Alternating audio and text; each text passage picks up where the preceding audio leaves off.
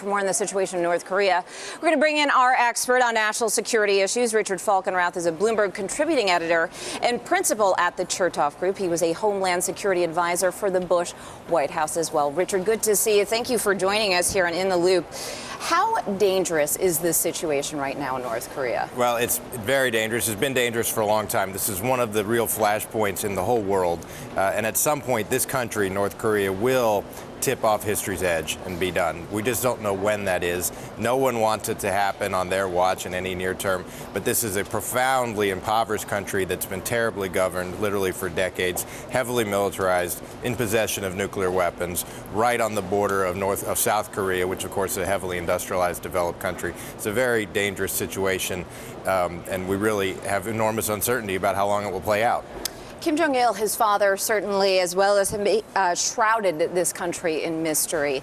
Do we have any sense, he's designated the third son as his successor, as to where he's going to take the country or where he stands on issues? Well, it's not even clear that he will consolidate a hold on power. I mean, his father did pick him, but he needs to get control of the military. The military is run by these older corps commanders, some of whom served with his grandfather, but they will be in their 70s, some in their 80s. And whether they will start taking their orders from a 28-year-old who seems to be fascinated with the NBA and video games really remains uncertain. So that internal dynamic will play out, and it literally could play out for months or even a year or two.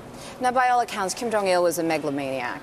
So many people, of course, worried about the volatility that goes along with that. Is there any danger that we could see his son in an attempt to dispel any issues or notions that he won't be in full control, take a drastic action? It's possible. And there is a pattern of this in totalitarian states where sometimes they will engineer an external crisis of some kind in order to create the internal dynamic to retain a hold on power. So that is possible. Last year, there were a series of unprovoked attacks against South Korean civilian targets. We think for internal reasons. Something like that could happen again here.